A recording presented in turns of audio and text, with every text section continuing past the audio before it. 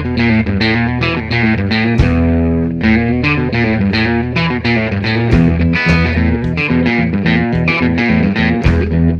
a todos e benvidos un día máis a Cotío. Como xa sabedes, o noso espazo de entrevistas en Madal Televisión. Hoxe está con nós o Concelleiro de Turismo do Carballiño, Manuel Dacal, para falarnos sobre este verán cultural, esta programación tamén turística e sobre todo da Festa do Pulpo, que por fin podemos dicir que obtivo pois ese recoñecemento de Festa de Interese Turístico Internacional. Que tal, Manuel? Como estás? Benvido. Moitas gracias. Bueno, pois como acabo de comentar, moi boas novas, un orgullo para todos, non? É un orgullo para a Vila do Carballiño, é un orgullo, é un antes e un despois, é unha labor, unha ardua labor que se ven facendo de 60 anos. Moita xente está implicada en isto, bueno, pois gracias a Dios, ao final se conseguiu un objetivo perseguido, e, bueno, pois os artífices prácticamente destos de que son as nosas pulpeiras e pulpeiros de Arcos, os pulpeiros do Carballiño, que alá por onde vayan, pois levan o nome, esa particularidade, esa maneira de cocer, de facer e de cortar o pulpo, só fan os pulpeiros do Carballiño. Do Carballiño, sí.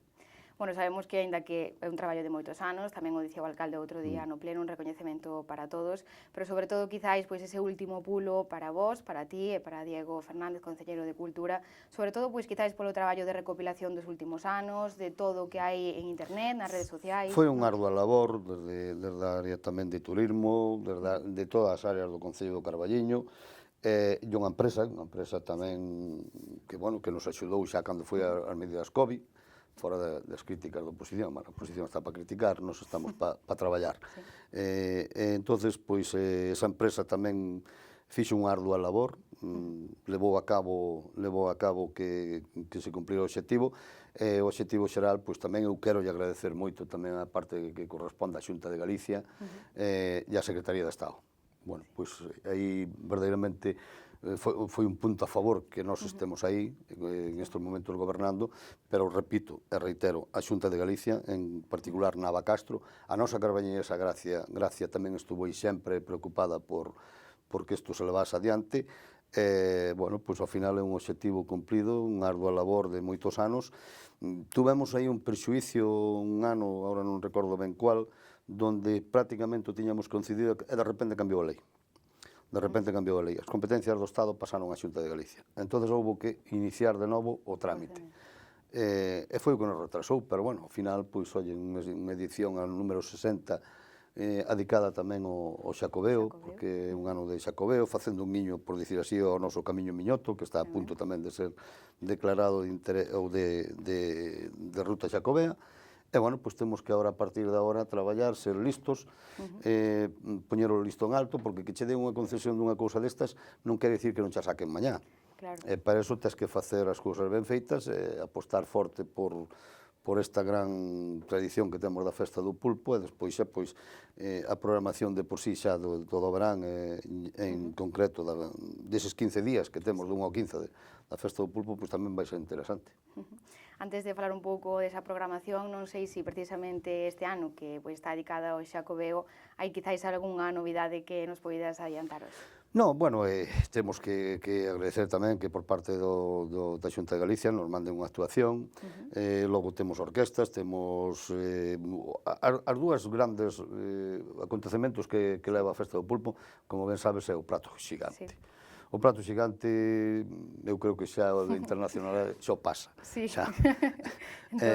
efectivamente. Entón, despois xa tamén, como non, o concurso de camisetas, xornadas, todas as xornadas vai haber eventos culturais, deportivos, bueno, para nenos, principalmente para nenos.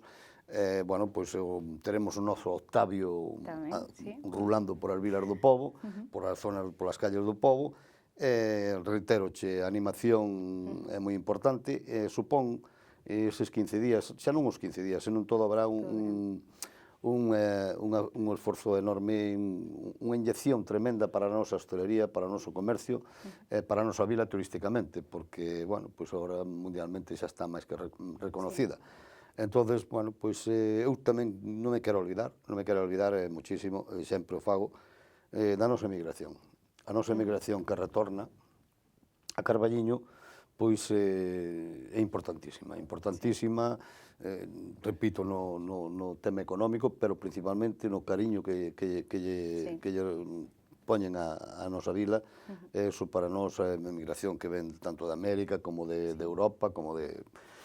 sabemos que México, Panamá, bueno, pois todos, repito, América, efectivamente, están retornando moito tamén venezolano, moito argentino, bueno, pois que esperemos que isto se normalice, esta tremenda pandemia que estamos a sufrir e que seguimos sufrindo, que non vai a máis, despois xa, por suposto, pois a maiores a guerra.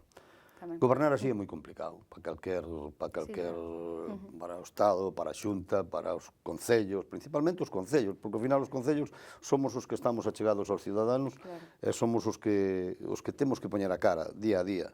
Pero, bueno, intentámoslo facer da mellor maneira posible, indudablemente que cometendo errores. Logo, agora dentro dun ano, sabes que hai unhas eleccións aí diante, bueno, pois se o povo considera que o fixeches ben, porque ben de todo é imposible, bueno, pois continuar, senón, pois, bueno, que veña que continúe con esta ardua labor e a traballar polo pueblo, que é do que se trata. Bueno, precisamente, pois, esta pandemia, pois, quizáis fixo tanto dano que, pois, este é un verán de recuperación para todos os sectores en xeral. Esperamos tamén que... Xa o ano pasado, verdadeiramente, o turismo, ao non salir para fora, non poder desplazarte, non irte a outros países, pois generou unha riqueza tanto no Carballiño como en Galicia. Verdadeiramente, pois, tamén a xente conoce o interior de Galicia, e iso é moi importante. A chegada do AVE é un tema, un punto que temos que estar listos a aproveitalo para traer xente ao Carballiño. O Carballiño ten moito que ofrecer, non é solamente a gastronomía, temos natureza, temos, bueno, pois tantas cousas que os balnearios, tantas cousas que podemos ofrecer que temos que estar listos e, bueno, pois poñer todo en valor. E ser positivos principalmente nós, porque moitas veces os que falamos mal do pueblo somos nós mesmos. Porque o emigrante que ven, o visitante que ven, verdadeiramente, pois vais encantado do Carballiño, e iso é moi importante. Vamos poñer en valor tamén unha zona importantísima como é a zona etnográfica, como ben sabes, co Museo do Papel, e, bueno, pois hai que lle dar un pulo a esas pallozas, a ese campi municipal, que vai ser un bo referente o día de mañá.